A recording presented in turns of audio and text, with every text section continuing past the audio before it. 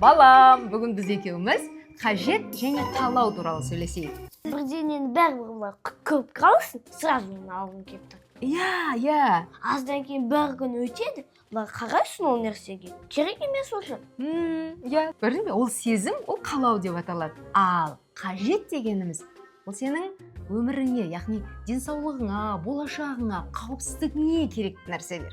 Қара, су ішу, ол Қажет. газировка. Қалау. Дұрыс. Мәселен, нан, ол Қажет. ал балмұздақ.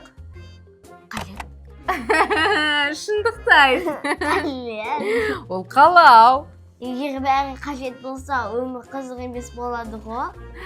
Иә, бірақ қара, менің саған өтінішім қажетті бірінші орынға қой. Өйткені қалау ол ешқашанда бітпейді. Ал уақыт пен ақша шектеулі. Келістік пе? Мәселен, сен ертең дүкенге барған кезде тағы да осындай ойыншықты көрсең, иә? Міне қолыңа алдың, не істейсің одан кейін? Бұл Қажет па қалау? Бұл қажет пе қалау ма? Негізінде өміріңдегі ең дұрыс шешімдер өзіңе дұрыс қойған сұрақтардан басталады. Мирас, келесі жолы жеке шекара туралы сөйлесейік. Өте маңызды жаным.